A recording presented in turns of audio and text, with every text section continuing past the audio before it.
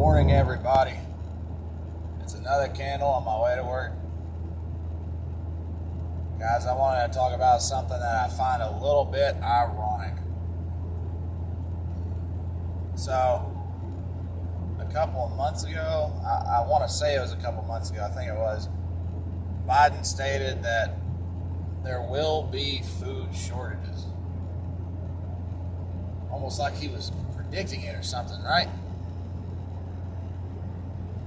But you guys know, even though they didn't want to report it, that there was a couple of food processing centers and food storehouses that had burned down before he said that. Interesting. And then afterwards, there's been, I'll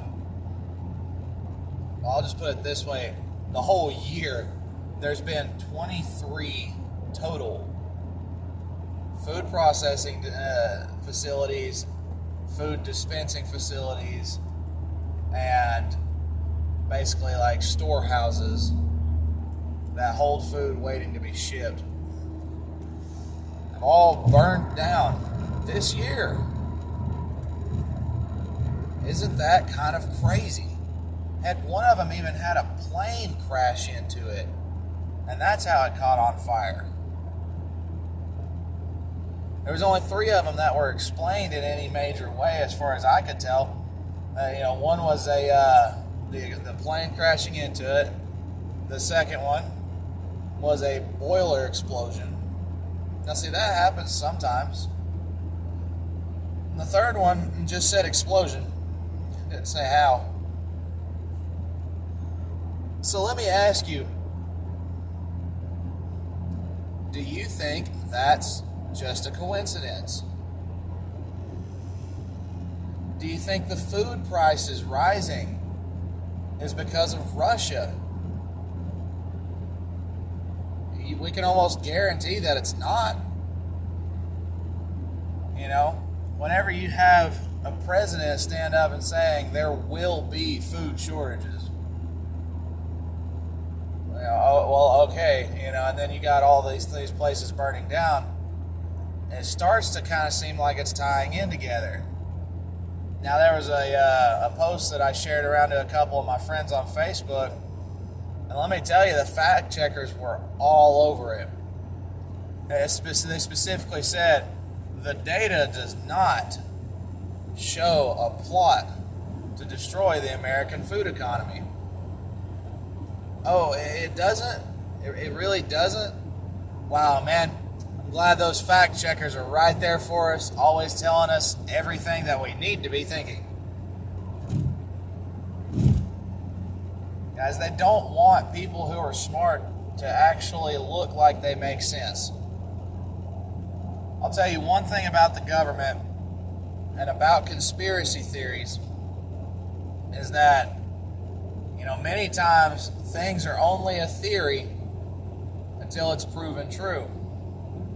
And they fight their hardest to make sure that people cannot prove these things true.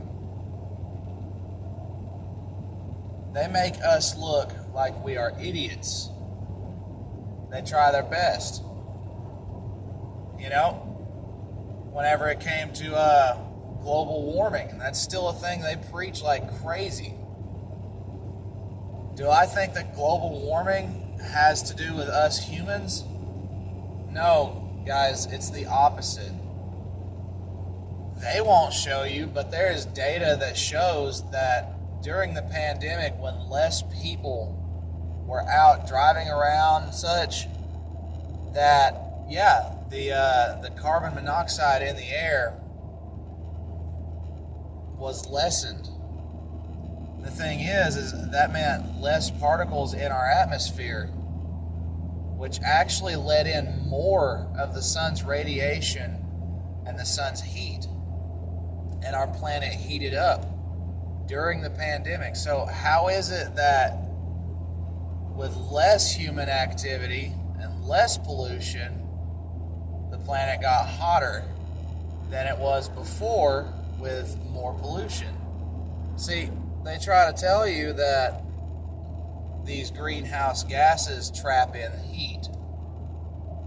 But one thing that they don't like to try to tell you is that greenhouse gases also like keep heat from absorbing into our atmosphere.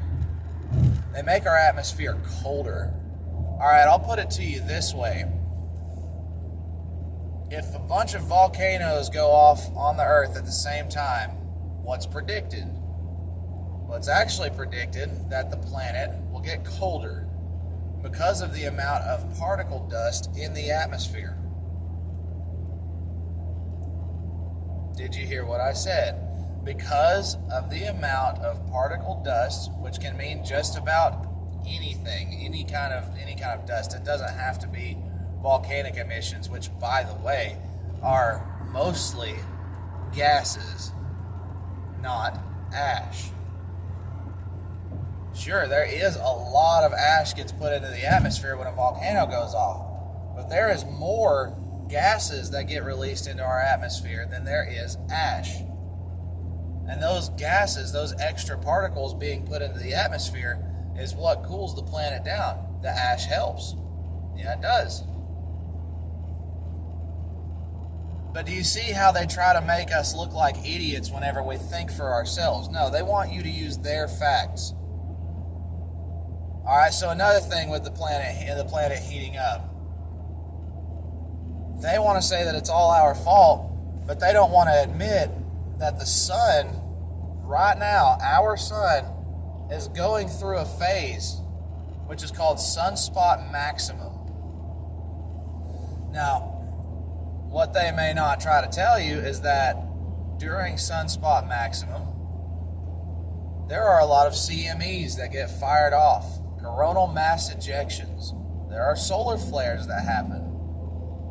They're not the same thing entirely. The coronal mass ejection is the one that fires off particles and radiation to our planet. When our planet, which is spinning, right, it has a type of kinetic force to it. When our planet gets hit by those particles, it heats up. It heats up the core of our planet. Don't you think that might cause some heating on the globe as well? Like, I mean, it's the core of our planet. If the core gets hotter, we get hotter too. I don't know how to say it any more plainly other than simply saying that if you think for yourself, people who believe the global narrative and the people who make the global narrative will actively try to make you look like you are an idiot. That way, nobody believes you. Keep your facts straight. Don't use assumptions. Use fact. They always try to say, like, you got to believe in the science. Do the research on that science yourself. Don't just be somebody that sits around and waits on the news or waits on Facebook to tell you what the real science is. Go discover it. It'll make you a better person. It'll make you more reliable. And if you are against the global regime, it will make you a dangerous weapon against their agenda. I just wanted to tell you guys this today because it might not be something you guys think about. It might not. If you guys have curiosities about what's going on, try to look deep. Don't look into NASA if you're worried about, the global heating system that's going on right now. Don't look to NASA. Guys, NASA is not a bunch of smart people. I can tell you that just from reading the things that they put out. There's this guy I like to watch on YouTube called Suspicious Observers. And it's funny, I have seen him research and put out stories based on facts before NASA ever even has the chance to put it out in a newsletter. And he pulls from the same sources. He just uses actual fact instead of trying to incite this global narrative like they want. They want you to be afraid. The thing is what is fear? Fear steals your time. Fear steals your energy. It disables you from being able to live your life. Should we be afraid of global warming or global cooling? No, we shouldn't, because there's nothing you can do about it.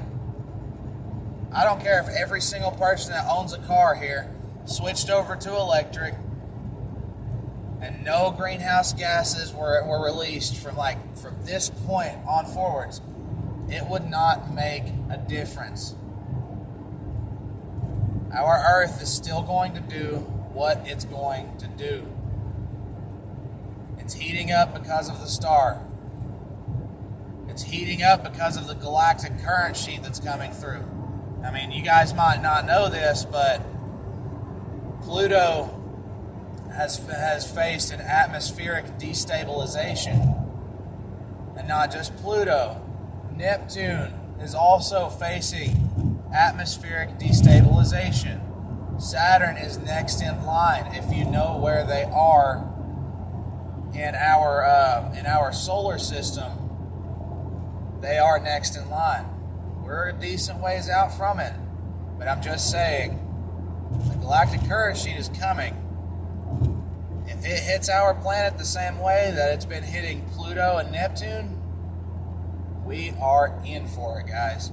And the global narrative isn't going to know what to say. I hope you guys have a great day. I hope you guys liked the video. If you do, hit the like button. Hit the subscribe button. If you're not already subscribed to the channel and you want to see more videos like these, let me know down in the comment sections what you think. Remember to do your own research and think with your own head, not with theirs. I hope God blesses you today. I hope everybody's safe out in the rain. I'm going to try to have a good day at work. I'll see y'all later.